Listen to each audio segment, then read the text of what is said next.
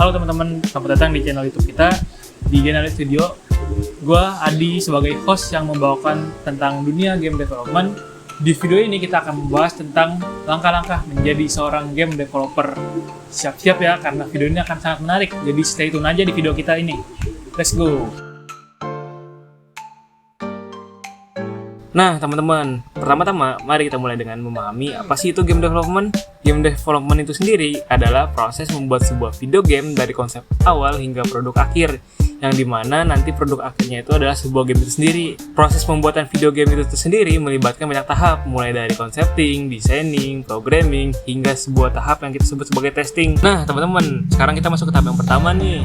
Tahap pertama itu adalah tahap konsep dan designing.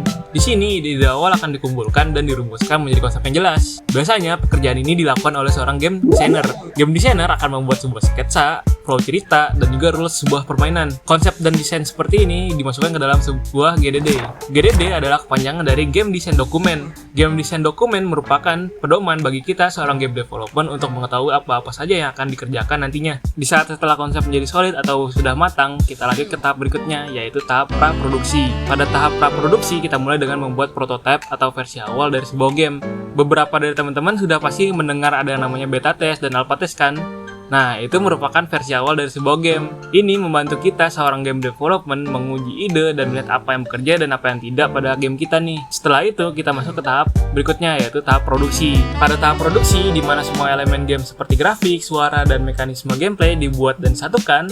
Namun, ada salah satu bagian penting nih dalam tahap produksi, yaitu tahap programming. Saya sendiri dalam game development merupakan seorang game programmer. Game programmer akan membuat sebuah kode yang dapat menggerakkan sebuah game dan membuatnya saling berinteraksi sama lain. Ini adalah tahap yang memerlukan banyak keterampilan teknis. Setelah tahap produksi selesai, kita masuk ke tahap pengujian nih teman-teman. Di tahap pengujian ini, game tester akan bermain untuk menemukan bug atau masalah yang perlu diperbaiki nantinya. Ini merupakan tahap penting untuk memastikan game berjalan dengan baik dan menyenangkan untuk dimainkan. Setelah semua bug diperbaiki dan game sudah siap, kita masuk ke tahap launching nih teman-teman.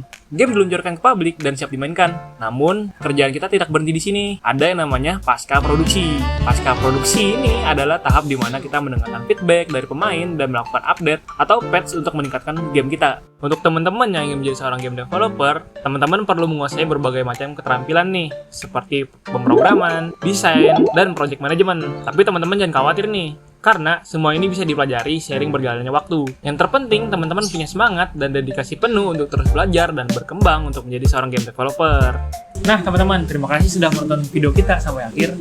Untuk next video kita akan membahas lebih lengkap dan lebih detail apa saja yang udah tadi kita bahas tentang game development dari programmer, game design, game artist, dan lain-lain. Pastikan kalian sudah subscribe dan nyalakan lonceng notifikasi agar tidak ketinggalan dengan info-info lebih lanjut. Sampai jumpa di video selanjutnya. See you!